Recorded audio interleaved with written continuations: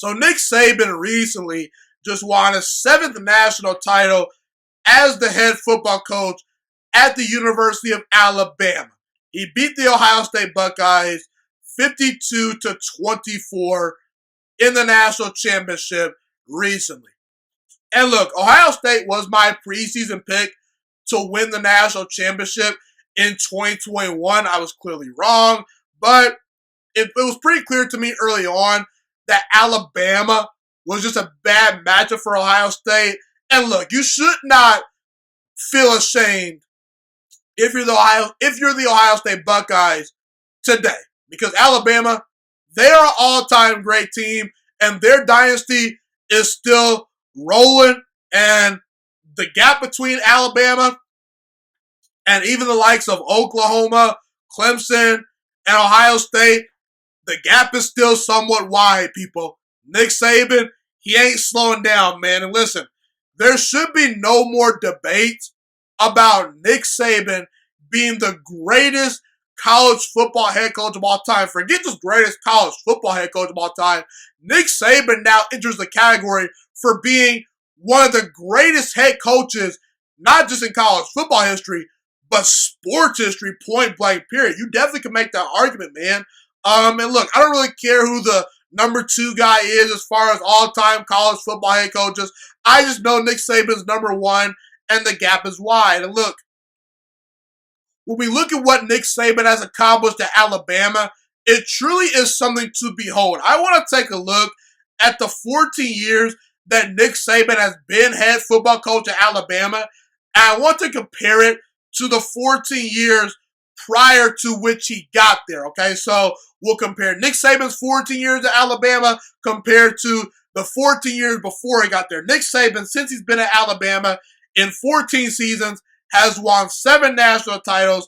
He is 14-5 in bowl games. He's won a whopping 88.1% of his games, and he's gotten a grand total of exactly 100 players drafted to the NFL, and that doesn't even count the undrafted free agents that fly under the radar that get contracts down the road.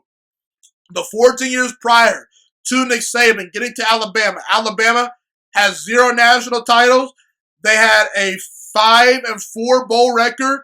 They won 61.9% of their games, and 58 players were drafted during that 14-year stretch. So Nick Saban, he pretty much just turned Alabama into, from a good program at the time, into the best program in all college football. The Alabama Crimson Tide are the cream crop of college football, and right now today, it still ultimately ain't even close. Clemson got blown out by Ohio State recently, and Ohio State could not compete with Alabama. That should tell you all you need to know, people. And look, what Nick Saban has done has been unbelievable, and he very well could have 5 to 6 more good to great years of coaching left in him. I would not rule that out. And we look at the landscape of the SEC. How many head coaches have been fired in the SEC because they just could not catch Nick Saban? There's been a lot of good comparable head coaches that unfortunately have had to, say bye-bye to a university because they just weren't good enough to beat Nick Saban. That's what Nick Saban causes. He causes chaos within a conference. Head coaches are being fired for being competent, but because they can't beat Nick Saban, it's too daggone bad. Okay? And the thing that you have to admire most about Nick Saban is this.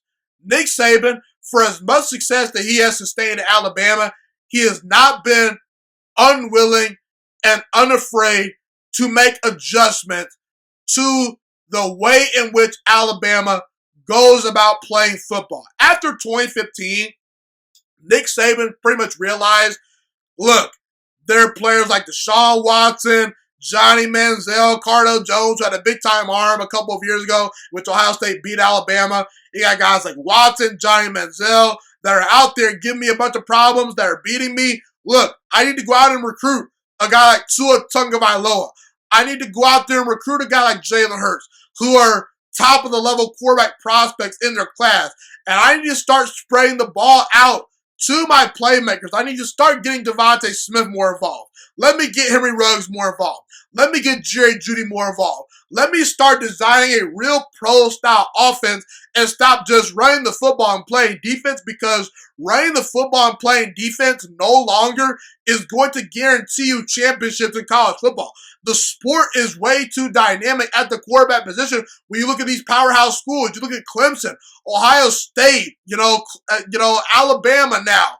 Even Georgia's got JT Daniels, Florida, Kyle Trask. There are too many very good Power 5 schools that are getting more and more dynamic at the quarterback position that Nick Saban needs to go out there and get the Mac Jones of the world. Go out there and get the Tuas of the world. Go out there and get the Jalen Hurts of the world, because he realizes, hey, we need to be good at quarterback. If you're not well above average at quarterback in college football, I'm sorry, it's going to be very hard for you to win a national title. So you got to applaud Nick Saban and what he's been able to accomplish at Alabama. Nick Saban is far and away the greatest college football head coach of all time, and the gap between Nick Saban and the second best guy in college football history is pretty doggone wide, in my opinion. No doubt about it. Thank you so much for watching this video today. Please also note that the Juice Alert Sports Podcast is not just a YouTube channel. It is available on all podcasting platforms, including Spotify, Google Podcasts, iTunes, and Apple Podcasts. Also, if you enjoyed this video, be sure to like, comment, subscribe, and share this content with all your friends. This podcast is my favorite thing in the entire world right now. It is my passion. And I want more people to listen to this podcast. I really want this podcast to grow. Also, a fun fact about me is that I want to go into the sports broadcasting and media world once I graduate from the University of Toledo, a college in Northern Ohio. I am looking to become one of the next great sports broadcasters and analysts out in the world. And I potentially would like to start my own network if this podcast really truly grows. Or if I fall short of that goal, I would love to work for a big-time network like ESPN or Fox Sports 1. I am open to all networks. So if you believe in my dreams and you see or hear my passion through the screen, be sure to tell all your friends about the Juice Alert Sports Podcast. Stay motivated, you guys. Have a God bless day, and I'm out.